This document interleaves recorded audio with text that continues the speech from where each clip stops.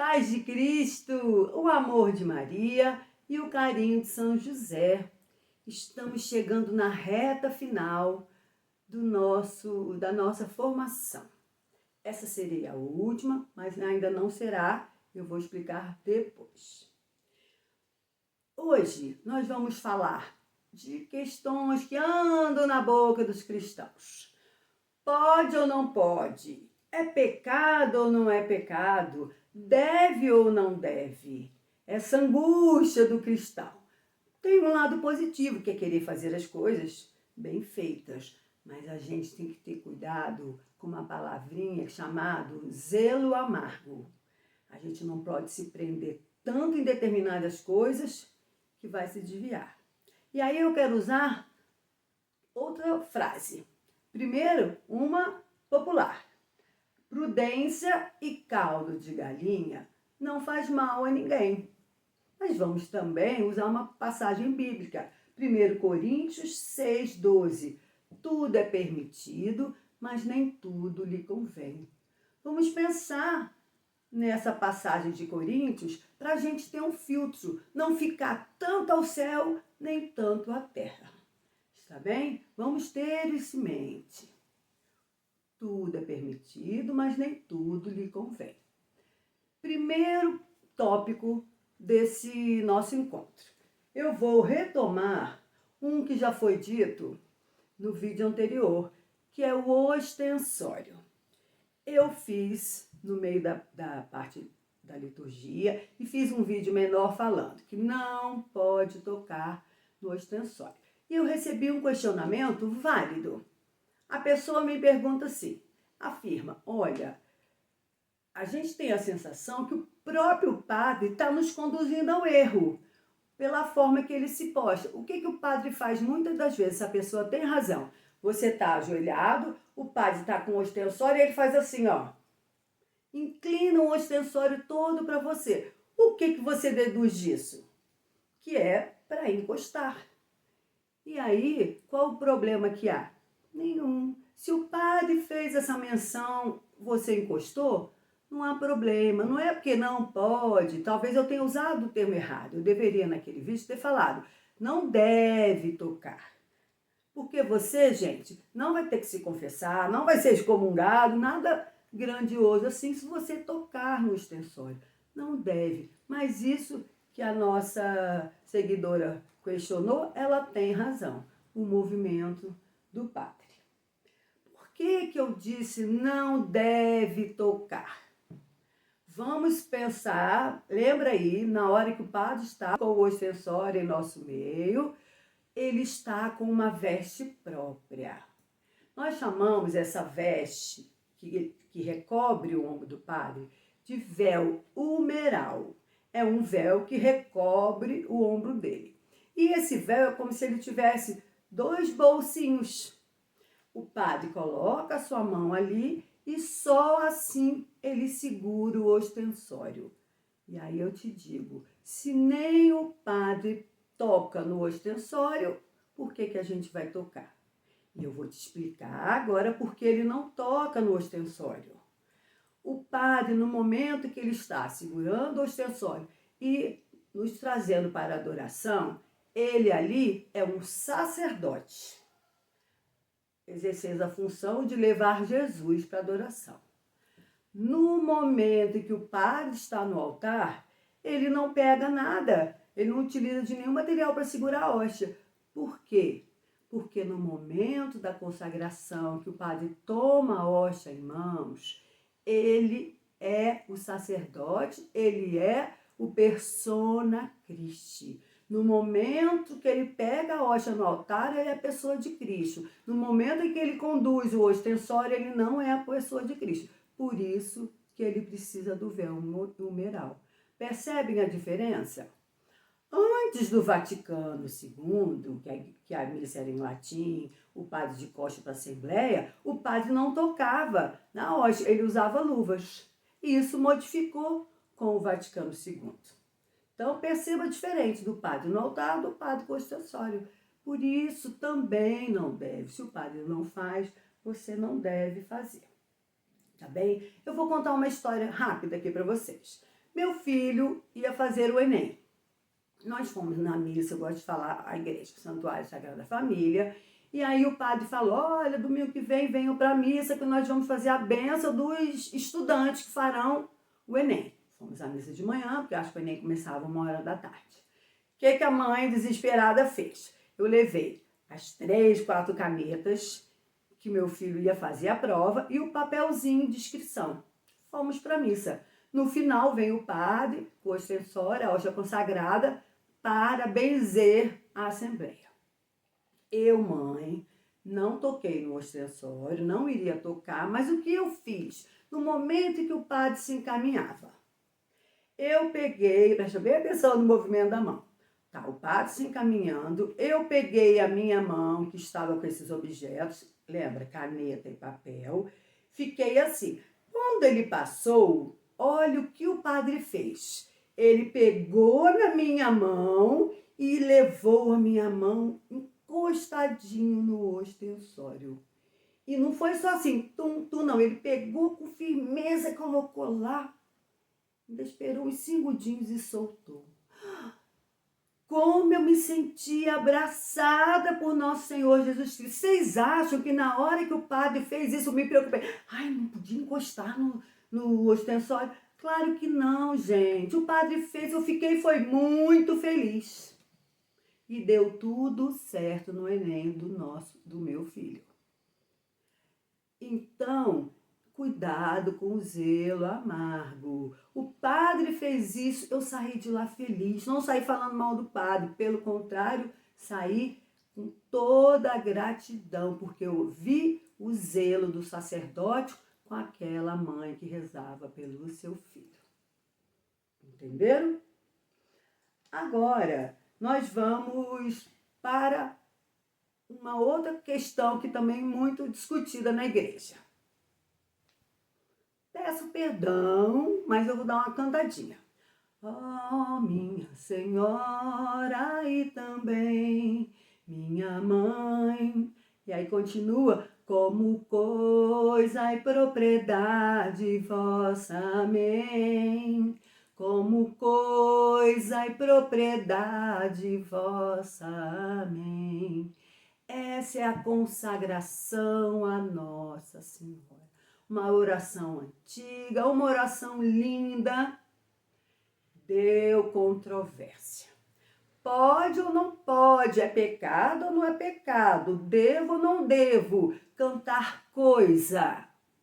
E aí se substituiu, a gente não sabe como essas coisas surgem, se substituiu o coisa por como filho consagrado vossa, amém. Então mudou coisa e propriedade para filho e consagrado. De onde veio isso? Não tenho a menor imaginação, não tenho a menor ideia de onde surgiu essa modificação, essa nova onda. E aí eu ouvi uma única explicação. Não, quando o Papa Francisco, olha só, quando o Papa Francisco veio em Aparecida, ele mandou mudar essa parte. Procurei isso em um monte de lugar. Nunca achei. Que eu saiba, essa informação é fake news. Volto a dizer, procurei e não achei essa justificativa. Com essa mudança, essa invenção, alguns padres têm se manifestado e eles reafirmam, é coisa e propriedade sim. Então vamos pensar, eu não sou coisa, eu sou filha de Maria. Tá, já tá ótimo você pensar assim. Eu sou filha, você também. Só que eu também tenho orgulho de ser coisa. Qual é a diferença? Eu vou te dizer. A gente, como filho, muitas vezes anda por caminhos em que a vida não vai nos favorecer. E a mãe sabe disso. Como coisa, o objeto, não tem vontade própria. Então, quando eu digo que eu quero ser coisa na mão de Maria, eu estou dizendo, me toma Nossa Senhora como objeto e me conduza sempre para perto de Jesus. Porque Nossa Senhora só tem esse objetivo nos levar para Jesus. Eu já dei meu testemunho, procura aí, que você vai ver. Eu sou filha de Nossa Senhora desde que nasci. Me tornei católica bem mais velha, tá bom? E aí, Santo Maximiliano Maria Kolbe, ele diz que ele queria ser um pincel nas mãos de Nossa Senhora. Se São Maximiliano Kolbe queria ser um pincel, quem sou euzinha de não querer? Então, gente, deixe-se consagrar por Nossa Senhora. Cante como coisa, ela vai te tratar sempre como filho. Eu quero ser coisa, mas Maria me trata como filho. Viu? Ainda falando sobre Nossa Senhora. O assuntinho controverso, aí nesse caso não na Igreja Católica. Pouco na Igreja Católica, muito fora dela. Nesse caso aqui, o tema é imagens de devoção a Maria e santos. Aqui eu quero usar assim, posso ou não posso não ter devoção a Maria? Posso não ter santos na minha casa? A resposta deste tamanho, com luzes fluorescentes, não. Católico que se preze tem sim devoção a Nossa Senhora, um santo de devoção e pelo menos umazinha imagem em sua casa. E não é enfiada lá dentro do armário, não, em local de destaque. Por quê? Porque, para quê? Para que a pessoa que entre na sua casa, independente de qualquer religião, ela saiba que ali há um católico que se orgulha da sua fé. Olha bem para mim. Você não tem santo, você quer ser católica, mas não quer ser devoto de Maria? Você quer ser católico e não tem coragem de botar um santo, porque você tem um monte de parente de outras religiões que chegam na sua casa e te critica? Pelo amor de Deus, meu irmão e minha irmã, isso é sim pecado, isso é um erro teológico. E eu vou te dizer. No ano de 730 depois de Cristo, olha quanto tempo, surgiu uma heresia chamada heresia iconoclasta. Ícone, romper. Então, como a definição, a tradução da palavra em grego é ícone, romper, volto a dizer, surgiu em 730, entendia que a veneração aos santos, a Nossa Senhora, era idolatria. Nós já falamos deste assunto aqui, procura aí no YouTube tipos de culto, eu explico passo a passo. Eu não vou me repetir aqui, porque nós já temos um vídeo que fala disso. Então, se você está com essa mentalidade, porque eu já ouvi, eu falo direto com Deus, isso também é herético. Você está rompendo com o que a igreja fala. Você está querendo saber mais do que a igreja sabe há 2000 anos. Então, não caia nessa balela de você achar que você tem autorização de não ter um santo de devoção. Eu estou sendo repetitiva para você entender que isso é muito sério. É muito sério. Qual é o risco que você corre? Você primeiro tira o santo, depois você sai da igreja. Eu posso te garantir que são coisas consecutivas. Isso é muito triste. São João Damasceno foi um grande apologeta, defensor da nossa fé, que lutou contra a heresia iconoclasta. Então, é para dizer que isso não é novidade, não. Vamos romper os ícones, os santos, isso não é novidade. E a igreja lutou contra a heresia e se sustentou na sua fé. Vamos cair em tentação. Não se deixe levar por doutrinas heréticas. Eu gostaria que você me escrevesse aqui qual é o seu santo de devoção. Só pode um? Claro que não. Eu sempre digo que o meu é Santo Afonso Maria de Ligório, porque eu conheci Santo Afonso antes mesmo de ser católica. Imaculada Conceição sempre, né?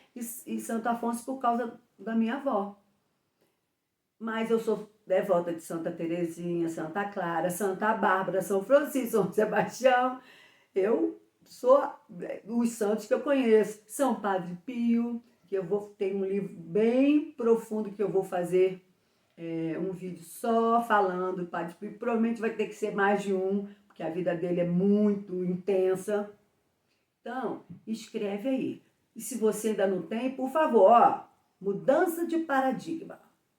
Vamos mudar a nossa mentalidade e caminhe. Não se afaste da Igreja Católica cometendo heresias como a heresia iconoclasta. Tá bem? Escreve aí qual é seu santo de devoção. Essa eu deixei por último. Essa é a confusão e gritaria do momento. Pode ou não pode? É pecado ou não é pecado? Devo ou não devo bater palmas na Santa Missa? Que confusão! Vamos primeiro explicar os lados. Quem é contra fala assim: a missa é calvário, então não tem sentido batermos palma, porque estamos batendo palma para o Calvário. O outro grupo diz: não, a missa é ressurreição, a missa é alegria, então temos que bater palmas sim. E aí, gente, estuda, procura, estuda, procura, estuda, procura. Eu me deparei com o padre Douglas Pinheiro. Várias visões, mas essa foi do padre Douglas Pinheiro e eu quis trazer para vocês.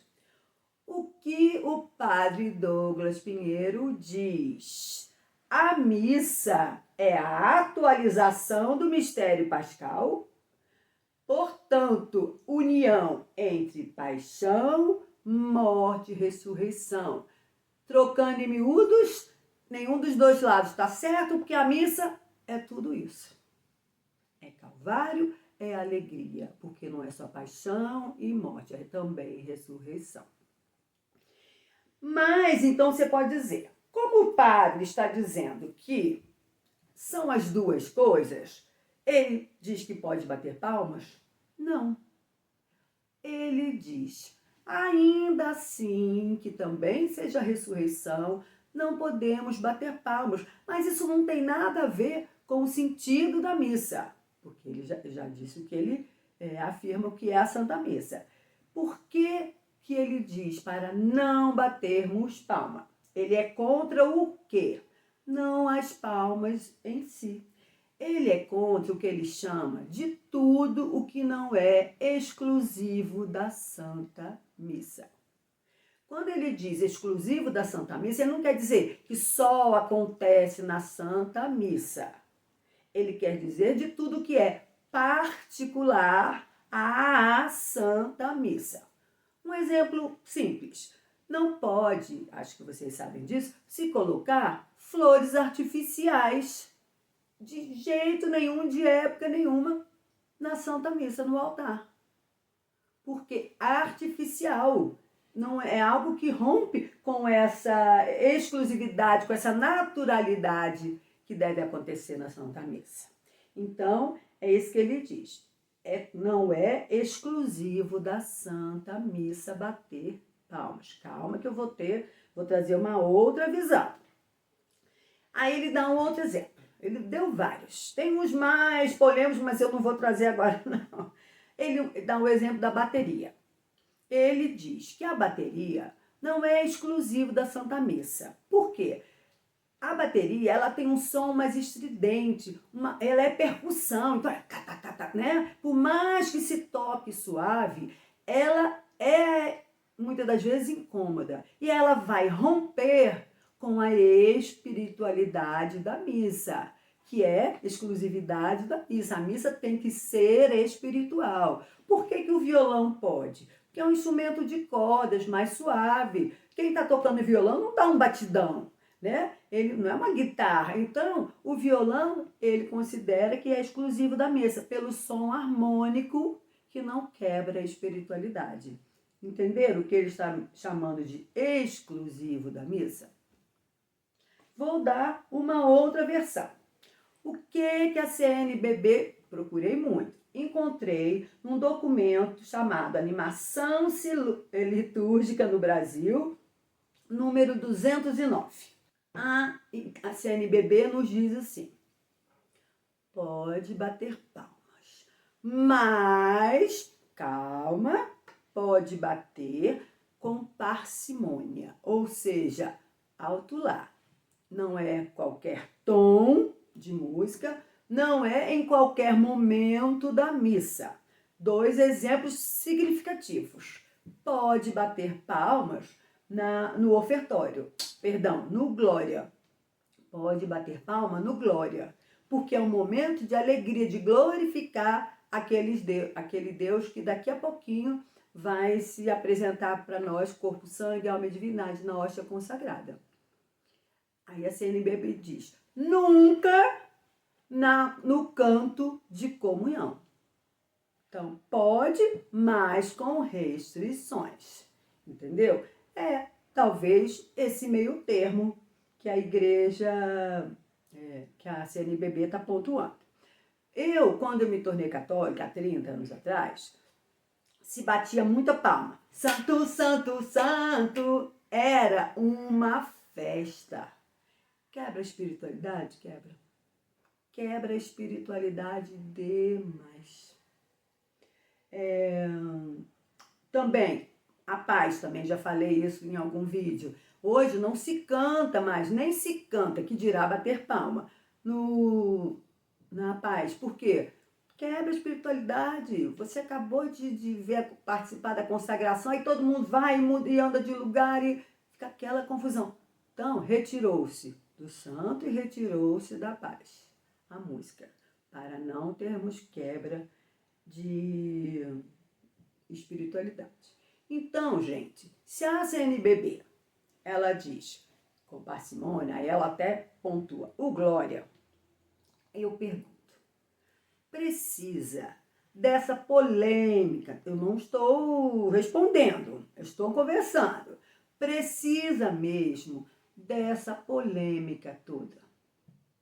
Se na verdade a gente fala tanto das palmas como se fosse durante a missa toda e em uma vez só que é no glória.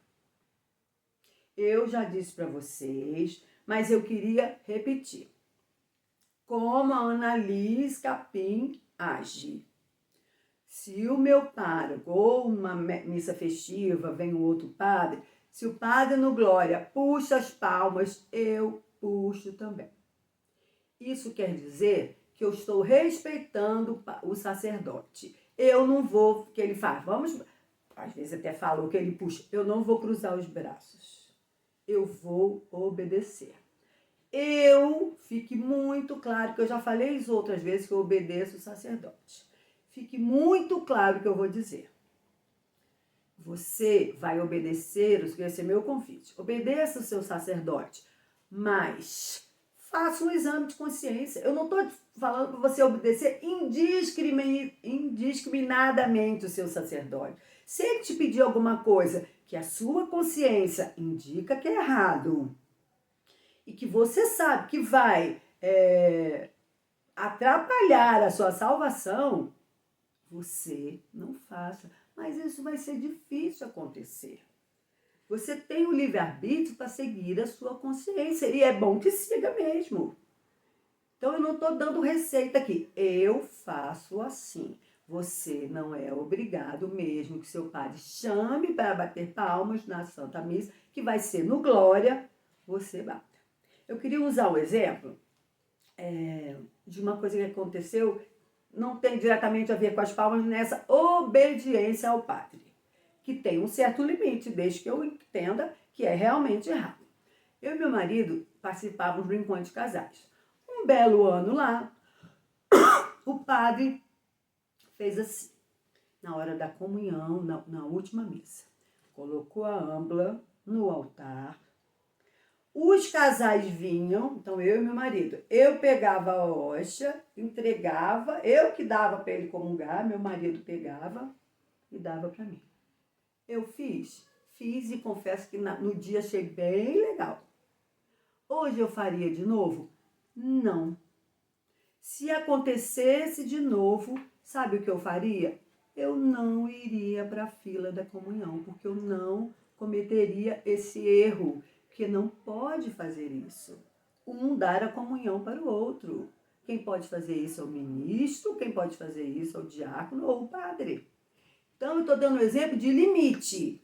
A sua consciência vai determinar, faço ou não faço, posso ou não posso, é pecado ou não é pecado.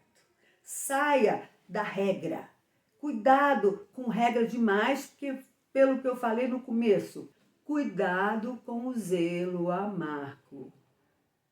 Tudo me é permitido, mas nem tudo me convém. Você é bastante adulto para discernir. Amém? Muito importante, esse seria nosso último vídeo. Mas eu resolvi fazer um último, então passa a ser o penúltimo, em que eu vou falar das posições na Santa Missa. Há muita dúvida por isso. Eu não quis apresentar a vocês só a partir do meu conhecimento. Eu procurei material, encontrei. Então, eu uni o meu conhecimento ao material que me respaldava. Então, nós vamos ensinar do começo ao fim. Nessa hora você senta, nessa hora você inclina a cabeça, nessa hora você não levanta a mão, como muita gente faz em momento errado, tá bem? Então, esse vai ser o nosso penúltimo e as posições na Santa Missa será realmente o último. Conto com vocês, compartilhe. Pouquinho em pouquinho com os vídeos a gente está dando uma crescidinha no YouTube. No Instagram, graças a Deus, a gente já estava acompanhando. Por favor, nos indique. O vídeo, você pode, fale isso para a pessoa quando você for indicar. Tem uns vídeos maiores, mas você pode assistir de pouco a pouco. Tá bem? Essa tem sido a maior dúvida, é o que eu mais tenho. Às vezes é muito grande, não consigo ver, não tenho atenção. Pode assistir por isso, que é bom estar gravado. Então, nos ajude, principalmente com essa informação, tá bem? O Senhor esteja conosco, Ele está no meio de nós, pela intercessão de São Maximiliano Maria Kolbe, São João Damasceno, abençoe-nos o Deus que é Pai, Filho, Espírito Santo. Amém. Salve Maria!